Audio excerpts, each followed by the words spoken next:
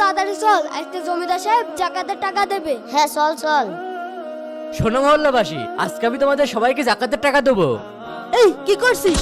হ্যাঁ, হাওয়া লিখে কিভাবে আসলো? কত ঢুকছিস? পিছনে যা। বন্ধু ওঠে, আমার পেছনে দাঁড়া। এই নাও ধরো। 500 টাকা? এই নাও। আল্লাহ আপনার ভালো করুক। এই নাও। আলহামদুলিল্লাহ। তুই আবার এসেছিস? জানি তুই এভাবে যাবি না। নে দাঁড়া, 1 2 3 4 5। এই নে ধর। সবাইকে 500 টাকা দিলাম, তোকে 5000 টাকা দিলাম।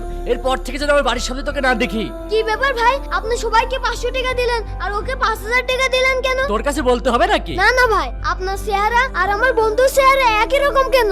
বন্ধু শোন, আমি তোকে বলছি, বন্ধু এটা হলো আমার আপন ভাই। এই যে এই বাড়িটা দেখছিস না, আজ থেকে 5 বছর আগে এই বাড়িটা আমার ছিল। 5 বছর আগে আমাকে এই বাড়ি থেকে বের করে দেয়। আজ ওর জন্য আমাকে ভিক্ষা করে খেতে হয়। মনে রাখবেন ভাই, ভাইয়ের হক মেনে কোনোদিন কেউ শান্তিতে থাকতে পারে না। বন্ধু থাম, তুই আর ভাইকে কিছু বলিস নে। আমরা গরিব মানুষ, সারা জীবন ভিক্ষা করেই কাটিয়ে দিব নে। চল বন্ধু।